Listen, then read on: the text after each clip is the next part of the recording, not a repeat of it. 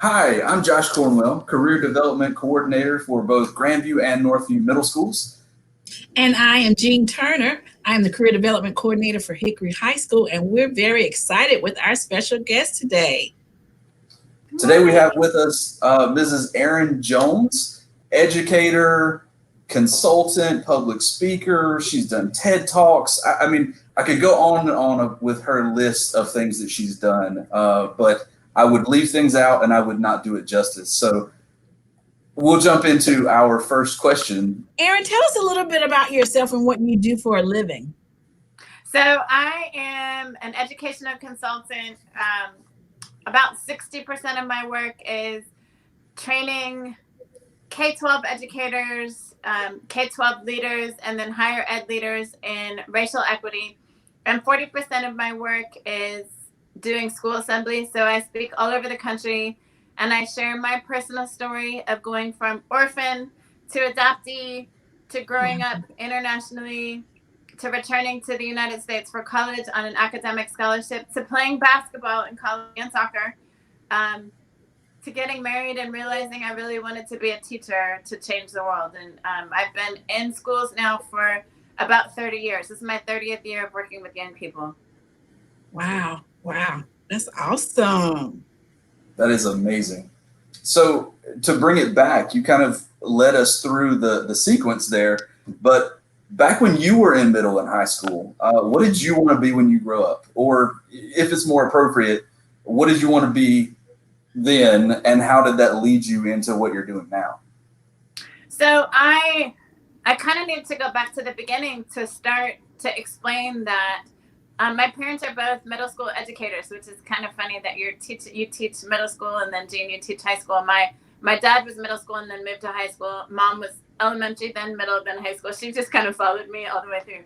But I was abandoned at birth by my white mother. So I was birthed out of the body of a white woman, but obviously, as you can see, I am not white. My father was a black man. But back when I was born, I'm 49 years old. Black men and white women were not meant to be together. And so my mother gave me away. So I started life as an orphan. And for those of you out there who have either been orphaned or you're in foster care, I want to tell you that I do not see myself as rejected by a family. I was adopted by a family as a little girl. They were rejected by their family because they adopted a Negro baby. And that was the word that was used by my grandparents, both sets of grandparents. And partly because of that, we moved to Europe when I was 5 years old. My dad was a teacher, and he knew that raising me in America was probably not the best idea in the 70s. And oh, by the way, I'm from Minneapolis, Minnesota. So if you think about what's happening in the news right now, that's where I started life.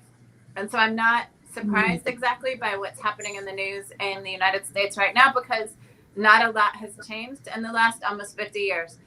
But my parents decided to take teaching jobs overseas, and so I got to go to school at the American School of The Hague in the Netherlands. The Netherlands is a really small country just to the west of Germany, right across the water from England, from Great Britain. And so I started school there. My parents were teachers there. I went to a school that cost $30,000 a year for kindergarten, but I Wow. went for free because my dad was a teacher.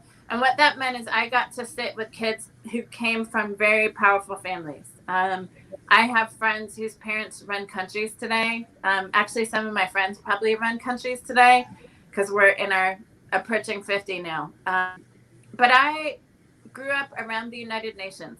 So if you don't know what the United Nations is, it's a group of all the nations in the world are represented in the World Court, which is it's a court that countries, if there's been a major maybe they're leading towards a war or there's been some sort of atrocity that's happened, these countries will actually go to court first and try to work out their problems in the court. And the court happens to be in The Hague. And the school was created because most of the lawyers there are American and they needed a school for their children to go to. And so I would go to that school. And what that meant is I was around a lot of lawyers' children, a lot of international lawyers' children. Well, when I was 9 years old, my best friend was a little girl from the country of Israel. Israel is a small country in the Middle East. And her father was the ambassador for the Israeli government to the United Nations. And I loved this little girl. Her name was Yael. We were both 9 years old. What was different about us is Yael, at the time in 1979, 1980, there was a major war happening in her country. Israel and the nation of Palestine were at war. And so imagine your country being at war, but you're in another country living. And so a bomb would go off in her country and she wouldn't know for weeks at a time if her family was safe, because we didn't have, I know you can't imagine this, but we didn't have internet back then. We didn't have YouTube and websites where you could get up-to-date news. You would hear something in a newspaper and it may take 2 or 3 weeks to find out what had happened. And so imagine being a 9-year-old kid and you read in the newspaper that a bomb went off in your hometown and you have to wait for 2 or 3 weeks to hear who's still alive. And that was my best friend. And I remember every day she would come to school a little bit worried. And I don't know why I was so drawn to her, but I just wanted to help her in some way. And one day in December of 1979, my parents dragged me to this PTA meeting. And I was ready to sit in the back corner and read a book. And when we get to the library, who's sitting at the big table in the middle but my friend Yael's dad, who's the Israeli ambassador. Like, he's the big dog for Israel. Mm-hmm. And he's sitting at the table, but guess who else is sitting there? The Palestinian ambassador. And it turns out that both the Israeli ambassador and the Palestinian ambassador's kids went to my school. So 2 countries who are at war, but their children are going to the same school together. And these 2 dads are sitting at the same table together to talk about school for their children. And I had a revelation that day at 9.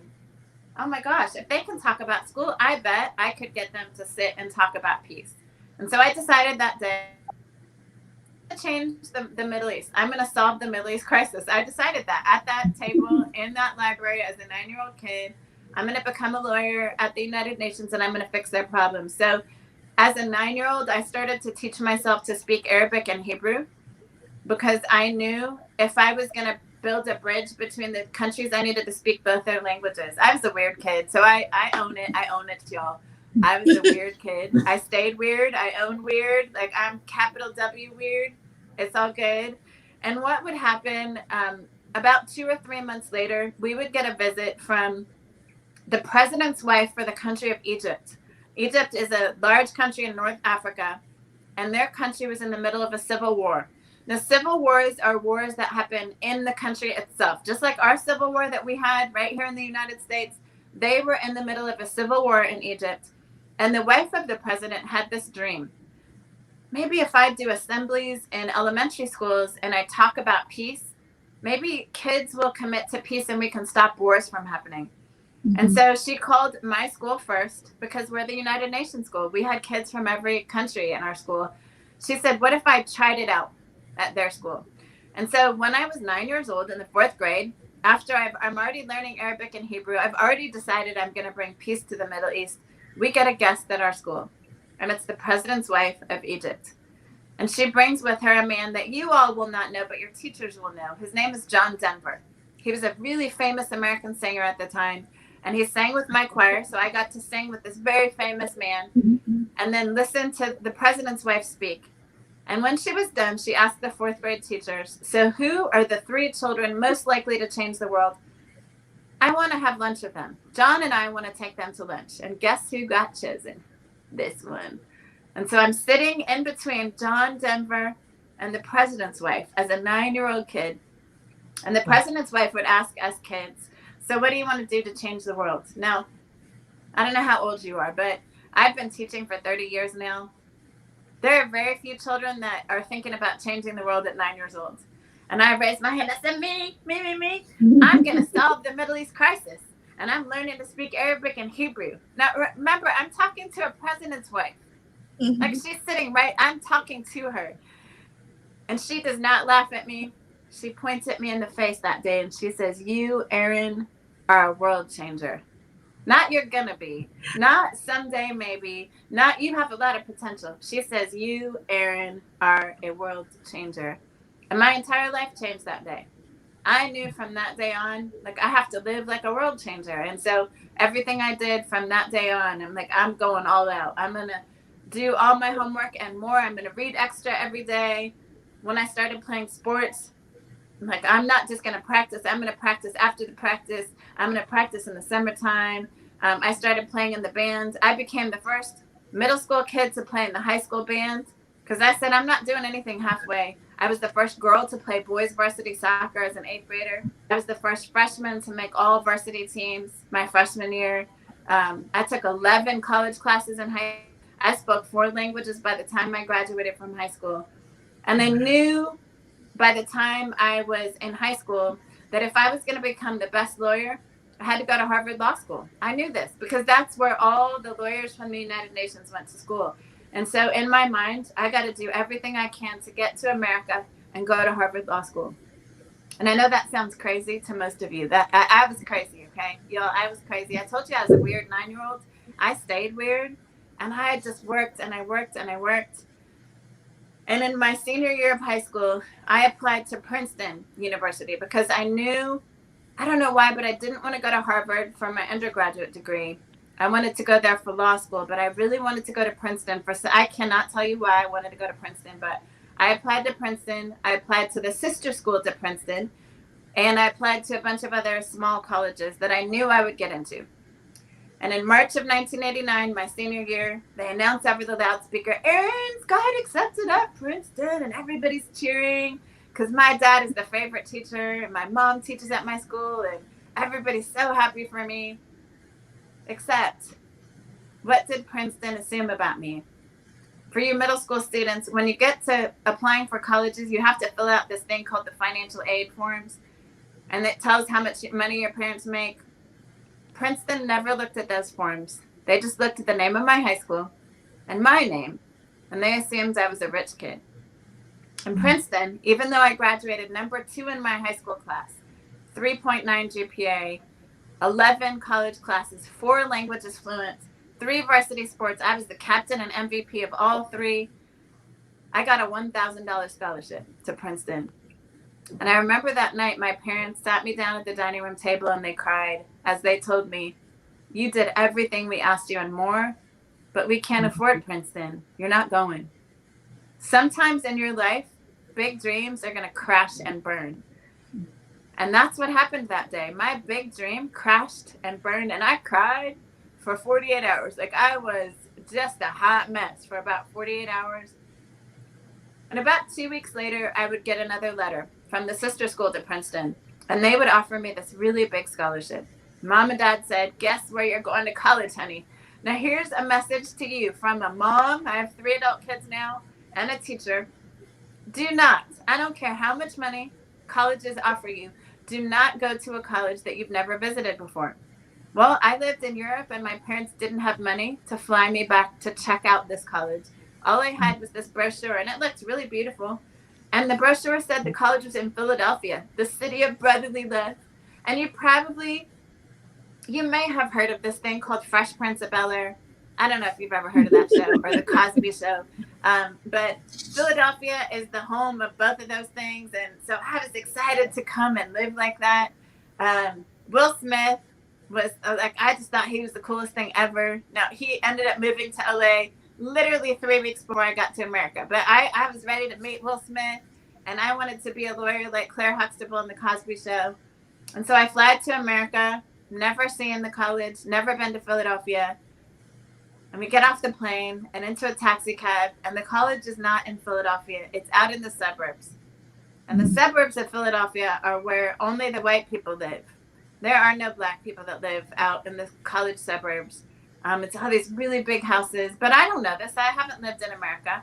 And the very first sign in my college town says this: Bryn Mawr Cricket Club. Now, some of y'all may not even know what cricket is. Cricket is a game.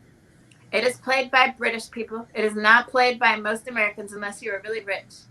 But it said Bryn Mawr Cricket Club, no coloreds or Jews allowed here. Now, a colored person is a word for black people. It's not a word that we use anymore, but it's a word for black people. And I want you to imagine it's my first day in America, and the sign right next to my college says that black people are not welcome here. Can I tell you? I was more scared than I've ever been in my entire life. And my mama, my white mama, was sitting in the chair next to me asleep in the taxi. And I did not wake her up because I knew if I woke her up and told her about that sign, I was going to be on the next plane home. And I had worked too hard to get to America. So I never told her about the sign. Do you know that sign stayed up until 2012? And that was my welcome to America.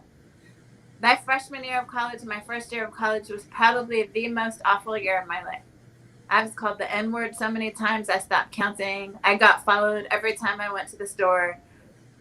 My college is a really great college, but everyone assumed I was just there to play basketball because I was the star of the basketball team, even as a freshman. And it was the first time in my life that I doubted myself. I had never doubted myself before. I had been raised in a home where people told me I was smart, where I believed I could do anything I put my mind to. And all it took was about 3 or 4 months in America for me to believe, you can't change the world. Who did you think you were?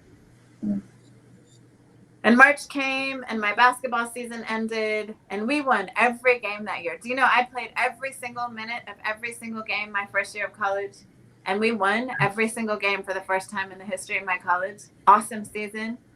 But you know what? When the season was over and all the older girls went back to their regular lives, I had no friends. I stopped going to class. I stopped eating. I stopped believing that I mattered.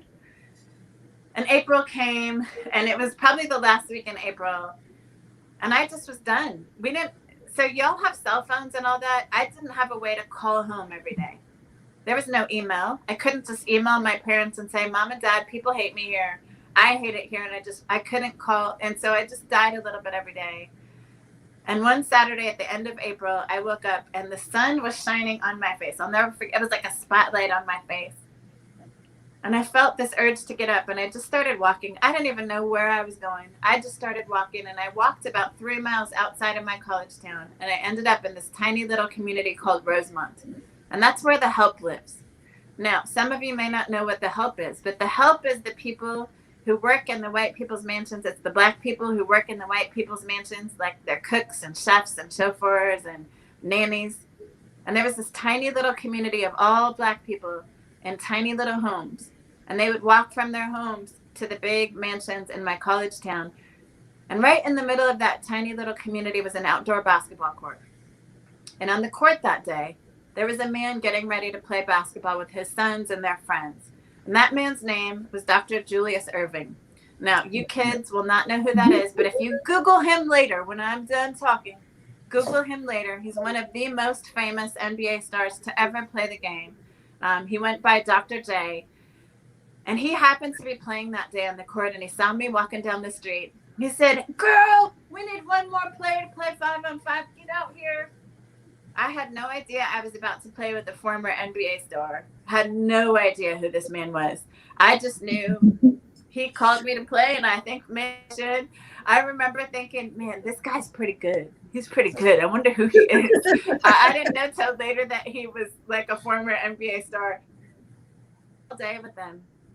Even go home and I would with 3 boys like me, probably 15, 16 years old. And they said, where are you from? You don't talk like us. I said, I'm from the Netherlands. They said, the what? What is that? I said, the Netherlands. It's a country in Europe. They were like, where's that? I said, where do you go to school? They said, we don't go to school. What do you mean you don't go to school?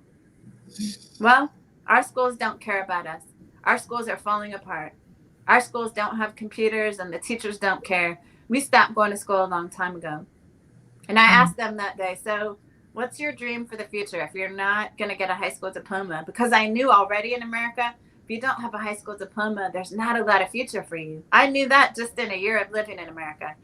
And all 3 boys said, we don't expect to live to be 21. Why would we dream? And do you know what I knew in that moment? I knew in that moment that my parents had been changing the world every day. I just had never seen my parents that way. My parents as teachers had been changing the world every day. And they had changed my life. And I had been surrounded by world changers my entire life. I had amazing teachers my whole growing up life. And I knew in that moment exactly how I was meant to change the world. And I remember I ran all the way back to my dorm at the college crying. And I knew for the first time I had been made black and white for a reason. I had been born in America and raised in Europe for a reason. I was an athlete and a student for a reason. And I knew in that moment exactly what I needed to do to change the world. I needed to be a teacher just like my parents. And I remember I called my parents, collect. Some of y'all don't know what that is, but they had to pay for me to call them. Anyway, y'all don't have to worry about that. But I called my parents, and I remember crying as I told my parents, thank you. Thank you for being my champions. Thank you for being amazing teachers. And I'm not coming back. I need to stay in America, and I need to be a champion for kids here, just like you were for me. And that was 30 years ago. And I have stayed in education for the last 30 years because of that dream. So if you'd asked me in middle school, was I going to be a teacher? I would have said, oh, no, I'm never going to be like my parents. But I am here to tell you, teachers are changing the world every day. They're changing lives one at a time, one class at a time, one school building at a time. And I don't regret 1 minute of it. Man, the words just caught up in my chest because I could feel everything that you said and what you shared with us. Being in education, and I think you shared a lot of it already, but what would you say would be your most rewarding and least rewarding aspect of what you do? So I think what has been the most rewarding is watching my students step into their full self. So I spent most of my career teaching middle school children, and I told you I was weird. I think to be a middle school teacher, you have to be a little weird. And I love middle school students. Like, I love middle school students. It's my favorite age. So I had a student 20 years ago who was just a knucklehead. I mean, he talked back. He never did homework. Every day, he just got on my last nerve. And every day I tried to tell him, man, you can do better than this. I believe in you. Even though he showed up and never had his homework done, every day I would tell him, man, I see something in you. I see something in you. So that was 7th grade. I became the head boys basketball coach at his school, and he ended up being on my team. Now imagine middle school boys having a female coach. Boys don't often like having girl coaches, but I had just tried out for 2 WNBA teams. So I could kick any one of their behinds if I wanted to, and I did. I did, to let them know, like, Miss Jones don't play, and Miss Jones has played with some pretty amazing people. And my boys team that year, we only lost 1 game by 1 point. And so we just killed it, and those boys and I built this really strong connection. But then I was moved to another school, and I lost touch with those boys because I got caught just teaching in another building and investing in those young people. So it's 7 years later, and we had moved to another part of our state for me to take on a new job. And one day I get a phone call, and it's this young man. He said, Miss Jones, I don't know if you remember me. This is Jordan. I said, oh, Jordan, I will never forget you. I will never forget you. He said, I know. I was really a knucklehead, wasn't I? I said, oh, yes, you were. And he said, you're not going to believe this, but I'm going to college in the town where I think you're working now. And he was right. He was in the college right in the town where I was working. He said, guess what I'm going to major in? I said, what, Jordan? He said, exactly what you majored in. I'm going to become a teacher just like you. Now, that was pretty phenomenal. But do you know what's even better? He just became a principal 1 month ago. And wow. So to watch that young man who 20 years ago was such a knucklehead, and I just kept believing in him and kept believing in him. And to watch him now, I got to watch him do his internship last year. He invited me out to just do a walkthrough with him. So I spent a day with him at his school last year. I cried the entire day to watch him come into his fullness. As a teacher, there is nothing better than that. Next Friday, I get to host, I am co-MC for a big fundraising event with another one of my students who was in my 6th grade class 15 years ago. And to be able to sit next to her and facilitate this amazing, we are so excited. And so to watch my students come into their fullness, I think is the best part of education.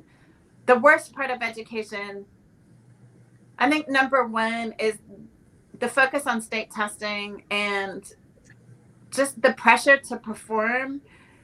I think for me, I've run for political office. I'm the first Black woman in my state to ever run for any statewide office. And getting involved in politics for me 4 years ago was really good because it taught me the inner workings of policy and how all that stuff works in a way that I wouldn't have understood. But I think too often we have decision makers making decisions about our profession who don't actually know our profession at all. And it's one of the reasons I ran to lead public schools, because I had 25 years of experience doing every job in education in 5 states in the country. I had taught in every kind of environment you could imagine. And so I think the worst part of education is that too often, from the very top, from the federal government down, we have people making decisions about our profession who went to school at some point but haven't actually worked in schools, don't understand the craft of teaching. They don't understand what it means to buy supplies for your students who don't have supplies, to buy food for students who don't have food, to understand that sometimes our students don't show up at school because either they haven't slept all night because they were taking care of a sick parent or sick brothers or sisters, or they need to stay home with younger siblings, and really understanding the complexity of this profession called teaching. That is more than just knowing a content area. It's being a counselor and a parent figure and a mentor and and so I think it's why I will stay. I'm not running for office again, but I stay in the politics of it now because I believe we need people like me continuing to push the system. And I was telling you, Jean, if I could have any job, it's not a job I want exactly, but it's a job I know I was made for. I want to be the Secretary of Education for a president, because I think we've had too many people at that level who really don't know the craft of teaching, who don't love teaching, who don't love teachers. And I think we need someone making decisions who really does love the work. Definitely. Oh gosh, it would be great to have you in that position for sure. I agree. So I know you've been in the classroom for many years. Right now, you're in more of a consulting and public speaking type role, correct? And that's not as easy as taking some courses, going out and getting a certification, and then applying for jobs. What advice would you give students who wanted to do something similar? What skills should they focus on? Yeah, so, okay, there's a number of ways to get at that question. Number one, because I do consulting for educators, I do still teach a class. So when COVID hit and all of our schools were closed on March 13th in my state, I decided, you know what, I'm going to go online and offer free classes. So I taught free classes for 83 days in a row on Zoom. I believe in leading from the ground. And I don't believe, as a consultant who's training teachers, I don't believe it's responsible for me to ask teachers to do something I'm not willing to do too. And so I was on the ground teaching. I mean, I taught Zoom. I got Zooms. I know what it is to have your Zoom meeting right in the middle of teaching. I'm still teaching a class now once a week, but I was teaching classes literally every day for 83 days from March to June. And so it says, if you want to be a consultant of kind, you need to keep skill in that area. I think too often, especially when we talk about education consultants, those people who were teachers are so far removed from teaching that they forget what it feels like and what the is. And so teachers now don't trust them because they don't believe those consultants actually know what they do. One of the reasons I'm invited to do consulting now, and I'm busier today than I ever have been in my life, is because people know I know what it is to teach online and what it is to teach in a classroom. And so I don't even have a website. It's all word of mouth. And I am typically teaching 7 to 8 classes a day. Every day, 5 days, 6 days a week right now. Even on Saturdays, I'm teaching classes. And so be really good at what you do. And the only way to get really good at what you do is by doing it a lot. You know, I played basketball for 40 years. I stopped at 45. Now I run. But I didn't get good at basketball because I played once a week. I got good at basketball because at least 5 days a week, even in the off season, I practiced. And in the summers, I ran. I 50 free throws a day during the summer. I could shoot a layup in my sleep because I've done it 100,000 times. If you want to be a consultant, think about, what are you good at? What do you want to get good at? What are you willing to do 1,000 hours of?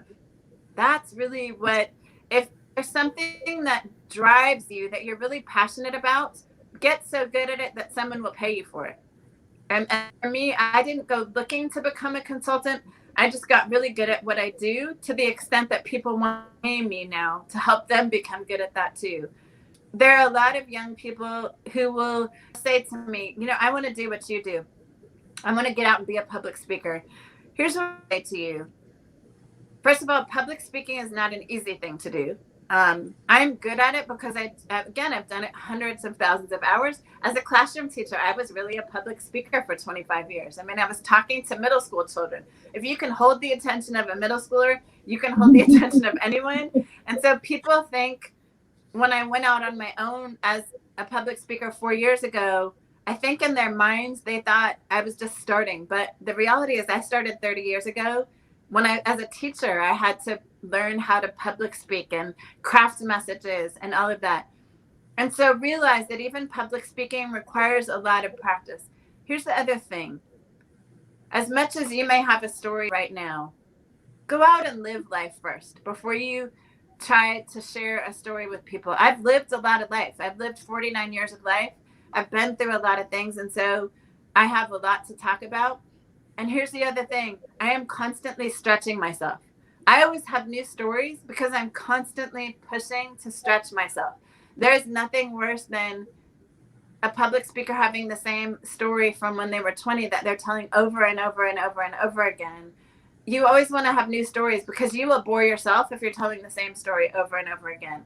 And so I'll give you an example. One of my new stories is about running. So I was a basketball player for 40 years. 4 years ago, I started running. And when the pandemic hit, I decided to train for a really long race. It was a relay race. It was 100 miles. And each of us were going to do 6 or 7 miles at a time. And then that got canceled. But I trained like I was going to do that until June when it got canceled. And then right before my 49th birthday, I said, okay, I'm going to set a goal that I want to be able to run a mile in under 9 minutes, which is pretty good for 49 years old. And I did that. On my 49th birthday, I ran a mile in 8 minutes and 40 seconds or something like that. And then I set another goal for myself. By Labor Day, I'm going to run a mile in under 8 minutes. And on Labor Day, I brought some of my students out. We social distanced, and I had a PE teacher come out with me.